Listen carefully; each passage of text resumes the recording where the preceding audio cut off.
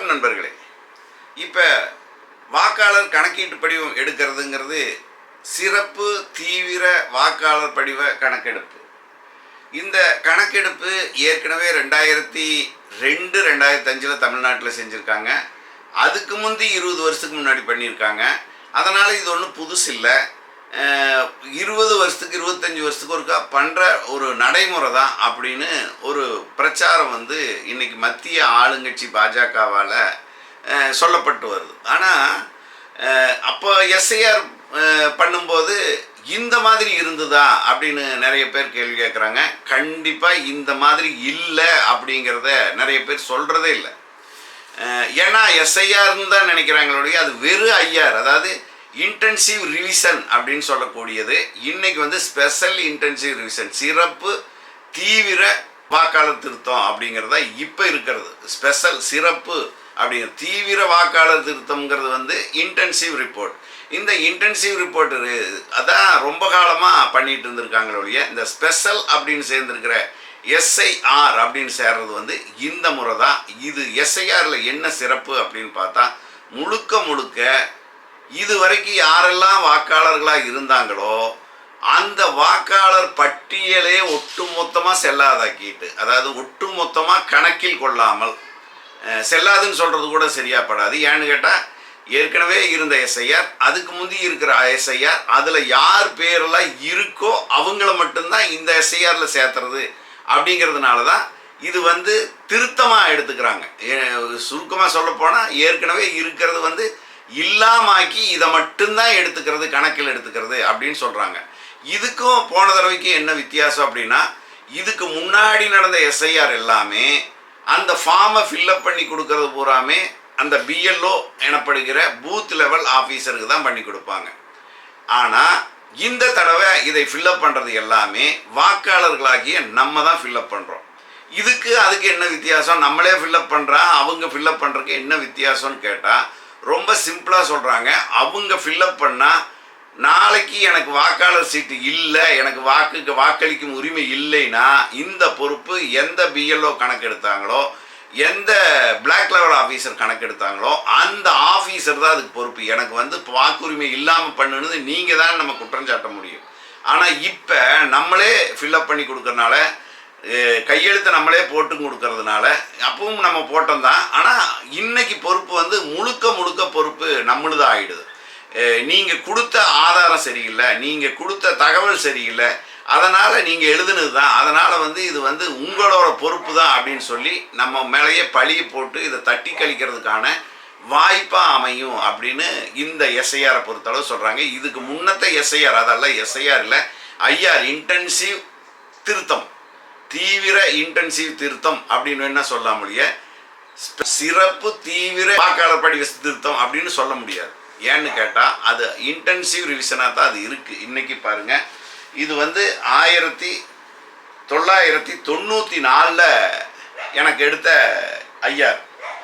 இது கோவை மாநகராட்சியில் வார்டு எண் 5 இதெல்லாம் பார்த்தீங்கன்னா ஒரு காப்பி அவங்க வச்சுட்டு மேலே கீழே கார்பன் சீட் வச்சு ஒரு அட்டையில் நம்மளுக்கு எழுதி கொடுத்துட்டு போயிங்க, நல்ல கெட்டியான அட்டை. இது 94 எனக்கும் என் மனைவிக்கும் இருக்கக்கூடிய எந்த வீட்டில் குடியிருந்தோமோ அங்கேயே சிங்கநல்லூர் தொகுதியில் 1B VTN போட்டு இதெல்லாம் எழுதி கொடுத்துருக்காங்க. எழுதி கொடுத்தவரோட பேர், அவங்களுடைய நம்பரு எல்லாமே போட்டிருக்காங்க. குடும்ப தலைவர் யாரோ அவங்க கையொப்பம் பண்ணி வாங்கியிருக்காங்க. குடும்ப தலைவர் இல்லை பெருவரல் ரேகைன்னு வாங்கியிருக்காங்க. இதுக்கு முந்தி பார்த்தீங்கன்னா 94க்கு முன்னாடி இதே மாதிரியான ஒரு திருத்தம் 92ல் எங்கள் ஏரியாவில் நடந்திருக்கு. ஒரு 2 வருஷம் முன்னாடி கூட இந்த திருத்தம் நடந்திருக்கு. அப்போ நீங்கள் பார்த்தீங்கன்னா அதே தொகுதி சிங்கநல்லூர், நான் வேறு வீடு மாறிட்டேன், எங்கள் சகோதரர்களும் வேறு வீடு மாறிட்டாங்க, வெவ்வேறு எல்லோரும் கல்யாணம் ஆகி வெளியே போயிட்டாங்க. அதுக்கு முன்னாடி கல்யாணமாகி கூட்டு குடும்பமாக நம்ம இருந்தோம் ஒரே வீட்டில். அப்போ பார்த்தீங்கன்னா அப்பா சுப்பிரமணியம், அதுக்கடுத்தது காளியம்மாள், அதுக்கப்புறத்து காளியப்பன் எங்கள் சகோதரர், அதுக்கு எல்லாம் போட்டு முழுமையாக பூர்த்தி செஞ்சு கொடுத்துருக்காங்க. இப்போ அவங்க வயசு எல்லாம் போட்டிருக்காங்க. ஒரு 2 வருஷத்துக்கு முன்னாடி இந்த மாதிரி அட்டை கொடுத்துருக்காங்க. இது அடிக்கடி திருத்தம் நடக்கிற விஷயந்தான். வீடு மாறும்போது அந்த வீட்டுக்கு அதுவும் பாருங்கள், அவங்களே தான் எழுதி அவங்களுடைய நம்பர் என்னவோ, அதாவது அந்த கணக்கெடுப்பவரோட நம்பர் என்னவோ எல்லாம் போட்டு இதுவும் இதில் கார்பன் சீட் வச்சு தான் எழுதி கொடுத்துட்டு போயிருக்காங்க. இது வந்த பின்னாடி 92, 94 இதுக்கு பின்னாடி நீங்கள் பார்த்தீங்கன்னா 2001, 2002, 2005ன்னு சொல்கிறாங்க இல்லையா, அதில் 2001 இதே மாதிரி கணக்கெடுப்பு பதிவுறு அப்படின்னு கொடுத்துருக்காங்க. அதே வீட்டில் எங்கள் அம்மா மட்டும்தான் இருக்குது. எங்கள் அப்பா இல்லை, இறந்துட்டார். அதுக்கப்புறம் அம்மா மட்டும்தான் இருக்குது. நாங்கள் எல்லாமே வெளியே போயிட்டோம். வெளியில் வெவ்வேறு வீடுகளில் குடியிருக்கிறோம். அப்போ அம்மா மட்டும் இருக்கும்போது அம்மாவுக்கு மட்டும் வந்து எழுதி கொடுத்துட்டு போயிருக்காங்க. அதுவும் தீவிர திருத்தம் தான். அது வந்து 9/11/2001 சிங்கநல்லூர் தொகுதியில் நடந்திருக்கு. இது சிங்கநல்லூர் தொகுதி, சட்டமன்ற தொகுதி எண் 104, வாக்குச்சாவடி எண் 199 வரைக்கும் போட்டிருக்காங்க. அதில் பாகம் எண்ணம் வரிசை எண்ணெல்லாம் கிடையாது, வாக்குச்சாவடி எண் மட்டும் இருக்குது.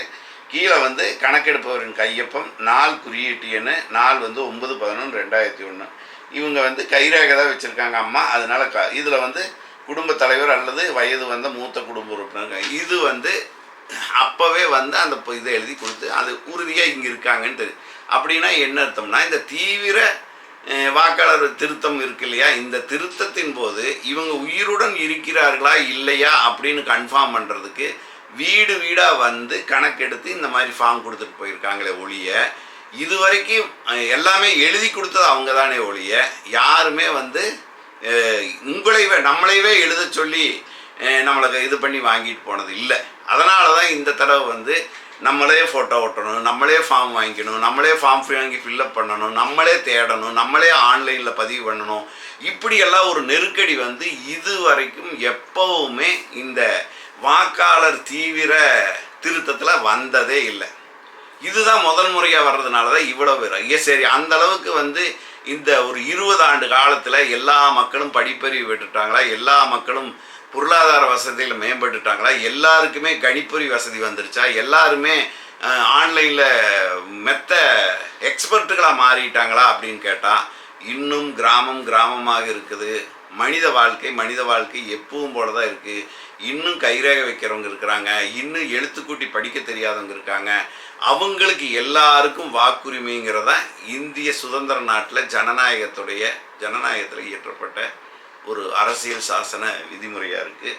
அப்படி இருக்கிற சூழ்நிலையில் இந்த பொறுப்பை வந்து நம்ம மேலே தட்டி கழிச்சிட்டு போகிறதுனால தான் அரசியல் கட்சிகள் அத்தனைக்கு வந்திருக்குது. அது மட்டுமல்ல, தேர்தல் இன்னும் 4-5 மாதம்தான் இருக்குது தமிழ்நாட்டில். இந்த நேரத்தில் இப்படி போட்டு அரசு ஊழியர்களை தேர்தல் கமிஷன் எடுத்து இப்படி செயல்படுத்தணுமா? இது அவசர கதியில் எதுக்கு நடத்தணும்?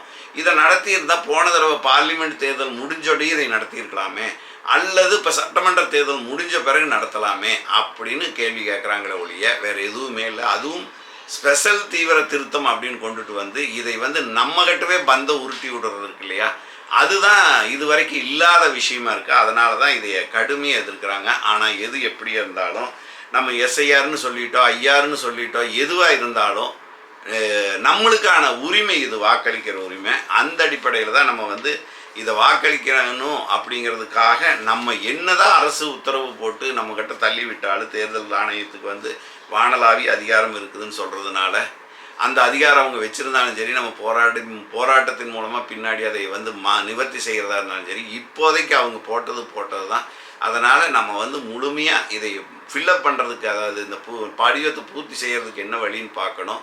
யாரோ ஒருத்தர்கிட்ட கொடுத்து இதை முழுமையாக பூர்த்தி பண்ணணும். அரசு ஊழியர்களும் முடிஞ்ச வரைக்கும் நம்மளுக்கு சப்போர்ட்டாக முழுமையாக எழுதி இது பண்ணுறதுல தான் இருக்காங்க. அதனால் எங்கேயுமே இதில் வந்து மக்கள் வந்து இந்த பூத் லெவல் ஆஃபீஸர்களுக்கு ஒத்துழைக்கலை, இல்லை பூத் லெவல் ஆஃபீஸர்கள் மக்களுக்கு ஒத்துழைக்கலை அப்படின்னு ஒரு குற்றச்சாட்டு கூட வராமல் இருக்கிறதே இன்றைக்கி வந்து தமிழ்நாட்டில் மிகப்பெரிய நல்ல விஷயமாக இருக்குது. இன்னும் சொல்லப்போனால் திமுக, அதிமுக எப்படி தெரியல, ஆனால் திமுக கட்சிக்காரங்க, கம்யூனிஸ்ட் கட்சிக்காரங்க இதில் ரொம்ப இன்வால்வ் எடுத்து மக்களுக்கு உதவி செய்யறதுல ரொம்ப குறியாக இருக்காங்க. அதனால் அதை பயன்படுத்தி நம்ம இந்த படிவத்தை தெளிவாக இதையெல்லாம் புரிஞ்சுக்கிட்டு, இது எதுக்காக இந்த பழைய படிவங்களை காட்டுனா ஏன் இப்போ மட்டும் இந்த பிரச்சனை வருது, இது வரைக்கும் இல்லாத விதமாக அப்படிங்கிற ஒரு விஷயத்தை நீங்கள்லாம் தெரிஞ்சுக்கணுங்கிறதுக்காக தான் இந்த காணொலியை வெளியிடுறேன். அடுத்தது இதே போல் இன்னொரு நல்ல காணொலியில் மக்களுக்கான பிரச்சனைகளோட காணொலி பதிவு பண்ணுறேன். நன்றி, வணக்கம்.